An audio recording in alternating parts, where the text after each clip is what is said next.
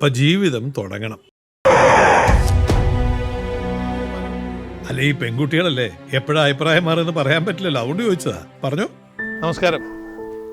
ഞങ്ങൾ ഒരു പുതിയ മലയാള സിനിമയുടെ പ്രചരണാർത്ഥം സത്യത്തിൽ നിങ്ങളെ ഇന്ന് കാണുന്നതാണ്. സിനിമയുടെ പേര് മായമ്മ എന്നാണ്.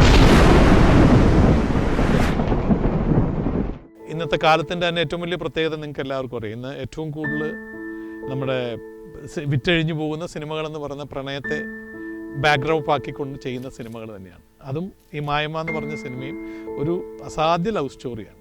പക്ഷേ ആ പ്രണയത്തിൻ്റെ തലം വേറൊരു രീതിയിലാണ്. നമ്മളിപ്പം പ്രേംലു എന്ന് പറയുന്ന സിനിമ നമ്മൾ കണ്ടു. ചെറുപ്പക്കാരുടെ ഒരു പ്രണയത്തിൻ്റെ ഒരു മേഖലയാണ്, സാധാരണ കണ്ട് ശീലിച്ചിട്ടുള്ള പ്രണയം തന്നെയാണ്.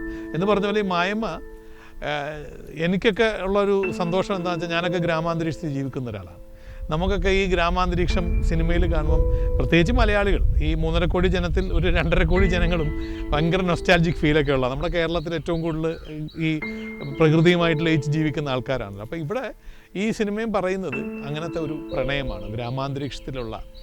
അതിൽ ഒരു ജാതിയുടെ ഒരു മേമ്പടിയൊക്കെ വല്ലാണ്ട് കലർന്ന് വരുന്നുണ്ട്. ഒരു പുള്ളോത്തി, നിങ്ങൾക്ക് എല്ലാവർക്കും അറിയാമല്ലോ, പുള്ളോ പാട്ട് പാടുമല്ലോ. പുള്ളോം പാട്ട് പാടുന്ന ഒരു പുള്ളോത്തിയും ഒരു ബ്രാഹ്മണൻ, ഒരു നമ്പൂരിയും തമ്മിലുണ്ടാകുന്ന ഒരു പ്രണയമാണ്. അപ്പോൾ അതിനകത്ത് ഇവരുടെ പ്രണയത്തിനെ പ്രതികൂലമായിട്ട് ബാധിക്കുന്നത് ഇവരുടെ ജാതീയമായ ഇവരുടെ കാഴ്ചപ്പാടുകളല്ല, സമൂഹത്തിൻ്റെ കാഴ്ചപ്പാടുകളാണ്. അതിനിടെ തരണം ചെയ്തുകൊണ്ട് ജീവിക്കുന്ന 2 ചെറുപ്പക്കാരുടെ ഒരു ജീവിതകഥ.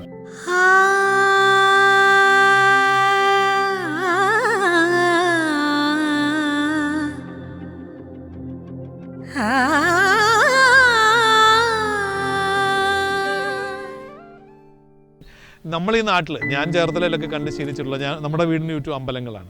അമ്പലമുണ്ട്, കാവുണ്ട്. ഇവിടെ പുള്ളവന്മാർ, പണ്ട് കൊച്ചിലേക്ക് എൻ്റെ വീട്ടുമുറ്റത്ത് പുള്ളവന്മാർ വന്നിരുന്ന് പാട്ട് പാടും ഓണത്തിൻ്റെ സമയത്തൊക്കെ. അപ്പോൾ നമുക്ക് അവരുടെ ഒരു സംസ്കാരമായിട്ട് വളരെ അടുത്തറിയാവുന്ന.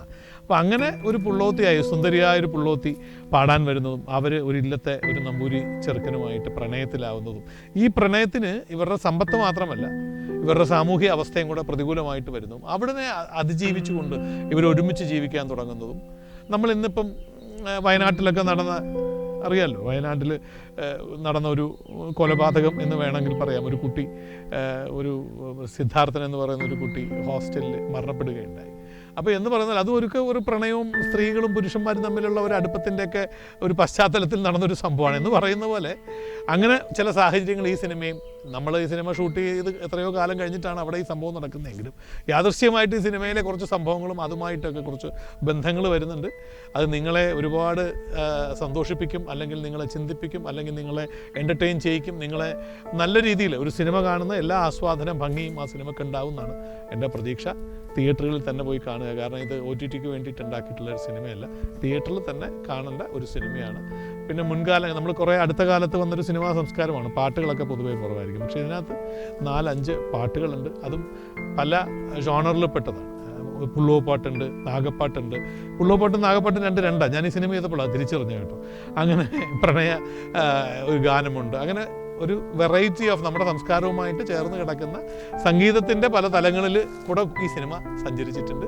നിങ്ങളെ അത് നല്ല രീതിയിൽ എൻ്റർടൈൻ ചെയ്യിക്കട്ടെ എന്ന് ഞാൻ പ്രാർത്ഥിക്കുകയാണ്. നന്നാവട്ടെ.